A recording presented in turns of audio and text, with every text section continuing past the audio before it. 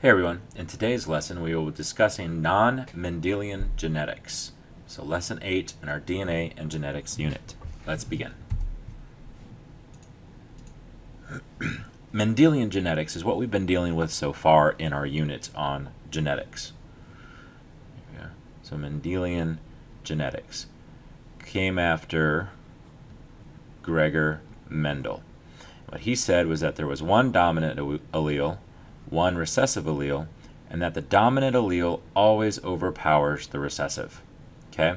And he got fairly lucky when he was doing his studies on the pea pod plants. When he was doing his studies, his initial research to determine these facts, he was working with plants that only had one dominant allele and one recessive allele. What Gregor Mendel did not know is that there were multiple other traits that were carried by more than one allele and could also be codominant and incomplete dominant, which are words that we will discuss in great detail as this lesson progresses. Prior to beginning that, let's go through some examples of some traits that are Mendelian genetic-like, meaning they are carried by one set of genes. So you have your earlobes. If your earlobes are connected or attached to your cheek, then you have the recessive gene. If your earlobes are not connected to your cheek and they kind of flap, or you can manipulate them, they are the dominant form. Tongue rolling, widow's peak, earwax, these are all examples of Mendelian genes, or genes that are controlled by one set of alleles. Certain diseases are also considered that fall under this category. PKU, which is phenylketonuria, Huntington's disease, and sickle cell anemia are all diseases that are carried by one trait. But it is not always that way. Some genes are inherited in much more complicated ways. We call these non-Mendelian genes. And one of the most common and most asked about genes that would be classified as a non-Mendelian gene is eye color in humans. Eye color is actually what we call a polygenic trait, meaning more than one gene is involved in determining what the trait is. Current science believes there are 3 genes that do this. And not only are there genes that determine individual colors, but you can see there's a progressive. There's not just 3 shades of eye color. Okay? You don't have blue, green, and brown. You have a multiple amount of shades. And what happens with this, or why we get so many variations of eye color, is that eye color is partly determined by how much melanin is in your eyes. Melanin is a pigment that also tells you how dark your skin is and how dark your hair is. That is why you see a lot of blonde hair, blue-eyed folks instead of blonde hair, brown-eyed folks, because melanin is very limited in blue-eye folks. So if you don't have a lot of melanin in your body, you have a high probability of being light-skinned, blonde hair, with blue eyes. Also, if you have very, very dark brown eyes, that means your skin is going to be darker in pigmentation, and your hair will also be darker in pigmentation. Okay? But beyond eye color and beyond polygenic traits, we have things that are called, get rid of this, incomplete dominance and codominance. Incomplete and co. And that's what we're going to talk about over the next several slides. Incomplete dominance is where you have heterozygous genotype where they blend. So that means the 2 alleles share. If you have an allele with the snapdragon flower, you'll have red and white. And up till now, we have said that if that all of the traits that we've talked about are what's called completely dominant. So that means red is dominant as long as there's a red allele in your genotype, then you will end up with a red offspring. But in incomplete dominance, we get a blend of the 2 alleles. So if you have a red crossed with a white, and it's a trait that is incomplete dominance, you'll actually end up with a pink flower as the heterozygous. Now you can still be homozygous dominant, so red, and you can still be homozygous recessive, white. That's a terrible arrow. Try that again. So we still have homozygous, okay, red or white. So homozygous dominant would be red, homozygous recessive would be white. But you have this heterozygous, which is the blending. So we have red and white. The way that we depict this is we have a superscript, not a capital and lowercase letter. So there is no lowercase letter used for the recessive trait. We use this superscript. So this would be C red and C white. Okay, and that is for incomplete dominance. For codominance, both alleles are expressed at equal strength. So you can see a white cow mixed with a brown cow gives you a spotted cow. Just like if you had a cherry blossom, red cherry blossoms mixed with white cherry blossoms will give you white and red cherry blossoms. Okay? And finally, we have blood types, which is another form of codominance. And we'll talk about blood types here in just a second. So remember, codominance is the blending, or is where both alleles are completely shown in the offspring. Both alleles are equally shown in the offspring for codominance. And for incomplete dominance, we have a blend. Okay? So we blend for our heterozygous. So now we can have homozygous dominant here, which would just show red. We could have homozygous recessive, which would just show white. But in our heterozygous flowers or heterozygous cows, we get equal representation of the allele for codominance. Okay? So let's talk a little bit about blood types. The ABO system, which is what we currently are using, was first identified by Carl Landsteiner, and he'll be the Geek of the Week. He won the Nobel Prize in Physiology or Medicine for 1930. He worked extensively in the field of cell biology and blood chemistry. And in 1901, he discovered the 4 major blood types. And these are the types that we will be talking about today. So the 4 major types are A, B, AB, and O. Now currently there are more than 27 blood types that are known, but we will be discussing the 4 major blood types. So are you my type? Red blood cells have small proteins on the surface called antigens. So what are antigens? Antigens are small proteins on the surface of red blood cells. And you can see them over here. Okay? Some people have type A antigen. So that would be A antigen. If you have the A antigen, you have blood type A. If you have the B antigen, you have blood type B. Some people have both the A antigen and the B antigen, and you are blood type AB. And some folks have neither A or B antigen, and that's what we call O's.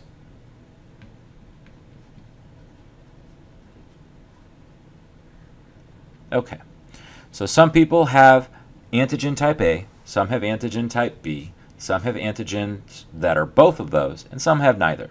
And those are your 4 possible outcomes for major blood types. Remember, antigens are small proteins on the surface of red blood cells. So how exactly can we determine our blood type? Well, our blood contains small defensive proteins called antibodies. And each antibody in your body targets a specific antigen. Remember, antigen was those small proteins. If that's a red blood cell, and I had a little circle there, that's an antigen, and that would probably be the A antigen. All right, so each antibody in your body targets a specific antigen. If antibodies attack an antigen, they attach and clump, and that is called agglutination. So agglutination is where something attaches and clumps together or binds together. And typically that is involved with blood typing. Okay? So we have our antigen, we have an antibody. If we have no agglutination, then we need to add a different antibody, then we may get agglutination. Okay? And agglutination again is where they attach and clump together. So let's look at this chart and see what affects what. So we've talked about the 4 types of blood type A, B, AB, and O. And we've talked about the antigens so far, that type A blood has A antigens, makes sense. Type B blood has B antigens, makes sense. Blood type AB has both antigens A and B, makes sense. And blood type O has neither of those. The antibodies, okay? The antibodies is going to be the opposite of what the antigen is. So if you have antigens attached to your red blood cells, and for example, the A antigen is attached to your red blood cells, meaning your type A blood, your body in the plasma of your blood is going to produce antibody B, okay? If you are blood type B, meaning you have the antigen for B, you are going to create the antibody A. If you have both antigens A and B, your body does not produce antibodies A or B at all. Okay, so you just don't have A or B. If you have no antigens, then your body produces both the antibodies A and antibodies B. Now, this is why antibodies are important and why it's good to know what blood type you are in a medical emergency. If you are type A, you can give blood to other type A's or type AB, okay? Because we're not going to defend. Your body will not fight off that blood as a foreign invader.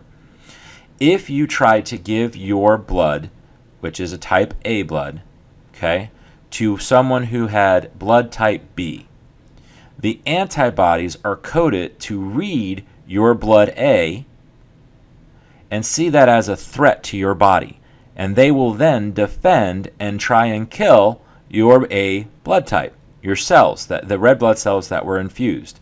So an A-type person, blood type A, cannot give their blood to blood type B. Okay? Let me erase some of this.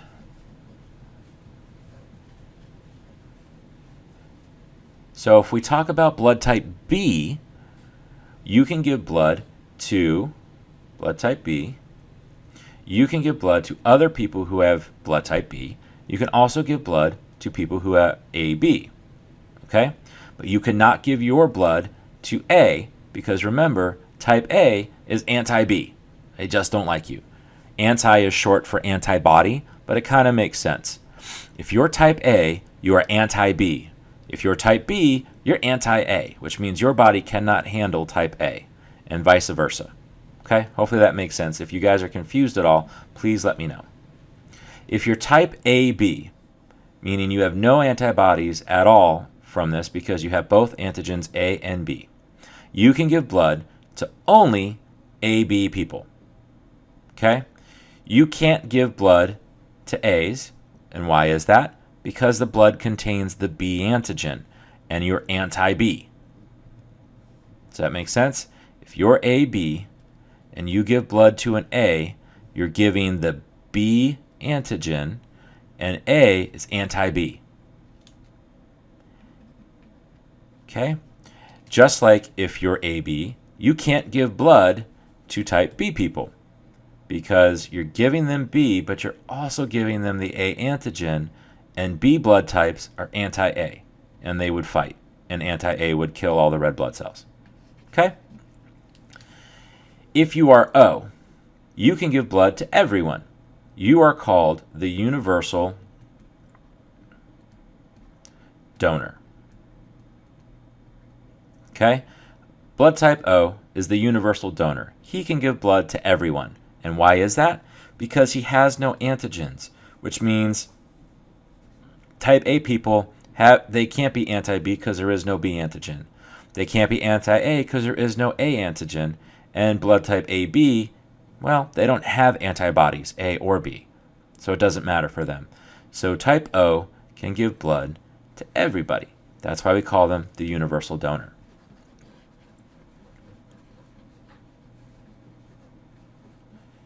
Okay. And can you receive blood? You can receive blood from type A from people that are A and O. Okay? Because remember, O can give blood to everyone. And obviously you can receive blood from the same type. So type A can give blood to type A. Just like type B can give blood to type B, and type O or type B people can also receive O blood. Type AB people can receive blood from everyone. They are the universal acceptor. So if you are a type AB person, you can get blood from everybody, okay? Because you have the antigens for A, so you're good with A-type blood. You have the antigens for B, good with B-type blood. And you can get it from O because they don't have any antibodies or any antigens at all. So your body doesn't have to worry about if they're a foreign invader or not, okay? It can't tell. All right, so that is that chart. So type A and type B blood are codominant. So what that means is if I have, draw a quick Punnett square here, if I have a homozygous dominant A blood person and a homozygous dominant B blood person, their offspring would be AB. And remember, codominant will show out equally regardless of what genes there are. Okay, so again, remember that would be back from our flower example where we had a red flower and a white flower, and the red flower, this would be red, and this will be white, and this will be petals. Okay, the red petal would show through and the white petal would show through. So codominant, you get equal representation from each allele. That's what that means. Type O is recessive. So when we write O out, we can go little o, and we have to have two little o's to have the phenotype of type O blood. So again, our type A blood could be heterozygous, type A and type O. It can be homozygous dominant. B can be heterozygous or homozygous dominant. And type AB is just codominant. That's why you only have one available option. So let's work through a practice problem here. A man who is heterozygous for type A blood. What does that mean? Heterozygous. That means the man has one allele for A blood and one allele for type O blood. And a woman who is AB. So we're crossing with an AB woman. And they have a baby. What possible blood types could the baby have? Well, that's a simple Punnett square. So let's go ahead and draw out the square. And it doesn't matter the order. Let's go ahead and pick mom for the top. A, because mom's rule. B, and then we have A and O for the dad. And then we just cross them. So our A's go here. That A comes down. That A goes across, so A. And then B comes down. That A goes across. Now, is this the right way that we write this? Or have you ever seen me or heard me talk about BA? You have not. So the right order for this would be A, B. Here we have an A, O, and here we have a B, O. So our phenotypes, because what they're asking for is what possible blood types. And in that sentence, it's asking for phenotypes. We are going to have 1, 2 potential A blood types, because that's homozygous dominant. That's heterozygous. We have 1 potential AB. That's this guy. And we have 1 potential B, which is heterozygous. Okay? So we have 1/2. So 50% chance. 50% chance we're going to end. Let me just write this better. So 2 out of 4 possibilities is going to give us A blood, or 50% chance. We have a 25% chance that it's going to be AB because, well, there's only 1 out of 4 chances. And then we have a 25% chance it's going to be a B type because we have 1 opportunity for B. Hopefully that makes sense. And I know you have several questions to answer that goes along with this. If you have any questions, feel free to email me, or I will see you in class tomorrow.